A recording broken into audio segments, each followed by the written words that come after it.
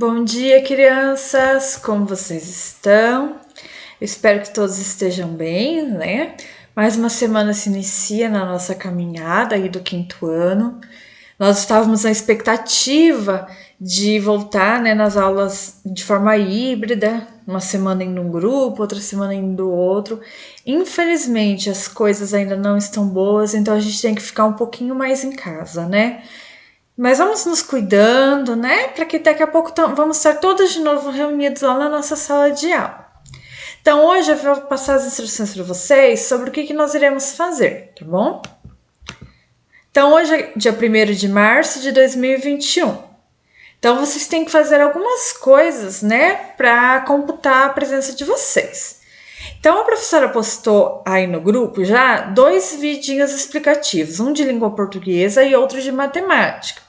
Eles foram elaborados pela Secretaria Municipal de Educação e eles vão explicar o conteúdo que nós vamos trabalhar hoje. Então, a professora aqui nesse vídeo, eu vou dar só a gente vai só dar uma olhada nas atividades que nós temos que fazer em relação a esse conteúdo, tá bom? Então, assim, no livro de língua portuguesa, vocês vão fazer as atividades da página 16, 17, que é o texto voo, tá? Vocês vão fazer a leitura dele. E nas páginas 18, 19, 20 e 21, vocês têm as atividades sobre ele, sobre esse texto. No livro de matemática, vocês vão fazer as páginas 15, 16, 17, 18 e 19, que são sobre os números naturais. Depois que vocês fizerem essas atividades, vocês têm que tirar uma foto e enviar para a professora para que seja registrada a presença de vocês, tá? Muitas crianças não têm enviado a foto e daí nesse momento, né, não tem a presença lá na atividade. Tá bom, galerinha? Então, vocês façam e me mandem foto. E caprichem na letra, tá? Lembrando que atividade no livro nós respondemos de lápis de escrever. Então, primeiro nós vamos ver o nosso texto de língua portuguesa, que é esse texto aqui. Vou, de Nier Ribeiro, que está no livro Roda de Letrinhas. Então, vou. Voa, voa, passarinho. Voa, voa pro seu ninho. Né? Então, esse meu texto aqui, ele é um poema. Quais são as características que me dizem que ele é um poema? Primeiro, ele está separado em estrofes. A gente pode ver aqui que a professora demarcou todas as estrofes com cores diferentes, tá? Então, nós temos aqui as várias estrofes do texto. Cada estrofe, ela é dividida dentro por linhas. E cada linha é um verso. Então, por exemplo, no primeiro aqui no primeiro estrofe, nós temos 3 versos. Voa, voa, passarinho. Já na terceira estrofe, nós temos 4 versos. Antes que o dia acabe, antes que o sol se esconda, antes que o mar se assanhe e antes que vire onda. Então, ele tem 4 versos. Vocês vão perceber que alguns versos têm alguns desenhinhos separando. Esses desenhinhos, a gente diz que é uma complementação da parte escrita.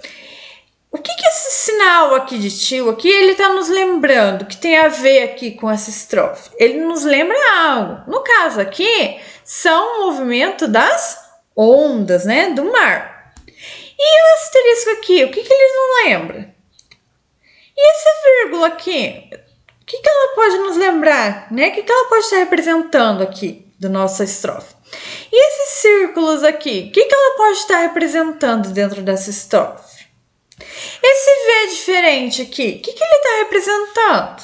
Então, o poema, muitas vezes eles usam isso, eles usam algumas imagens que também têm a ver com o poema e que estão ali escondidas para que a gente encontre o significado, tá? Então, vocês vão ler atentamente, tentar fazer a entonação do texto. E eu não posso ler assim o meu texto. Voa, voa, passarinho, voa, voa pro seu ninho antes que acabe o dia. A pessoa não vai entender o que eu falo, né? Eu tenho que respirar, eu tenho que ir com calma, eu tenho que fazer a entonação. Voa, voa, passarinho, voa, voa pro seu ninho. Antes que o dia acabe, antes que o sol se esconda, antes que o mar se assanhe, antes que vire onda. Dá uma diferença? Se eu ler tudo correndo, sem pausar, se eu for fazendo a entonação, se eu for tendo ritmo, é isso que vocês têm que fazer na hora da leitura, tá? Então, vocês vão fazer a leitura do texto e vão responder lá as perguntinhas. Caso tenham dúvida, entre em contato com a professora, tá? E agora nós vamos passar um pouquinho, algumas coisas que vocês vão precisar para fazer a atividade de matemática, que elas são sobre os números naturais. Nós já vimos os números naturais, né? A gente, desde que entra na escola, a gente estuda os números naturais, que são aqueles que a gente usa muito no nosso dia, para contar, para colocar ordem, então eles são naturais, né? E a gente usa, com esses números naturais, o quadro posicional de valor. O que é o quadro posicional de valor? É esse quadro aqui, ó, que nós já fizemos várias vezes lá na sala, em que nós temos as classes das unidades, as classes do milhar, né? E assim para frente. E nós temos as ordens da unidade, da dezena, da centena, da unidade de milhar, da dezena de milhar, da centena de milhar, em que cada algarismo tem um valor quando ele está num determinado lugar. Por exemplo, esse número 2 aqui que está na unidade, ele tem valor 2, né? Mas quando ele vem aqui na unidade de milhar, ele não vale mais 2, ele vale 2.000. Quando ele vem para a dezena de milhar, ele não vale mais 2.000, ele vale 20.000. E quando ele vem na centena de milhar, ele vale 200.000.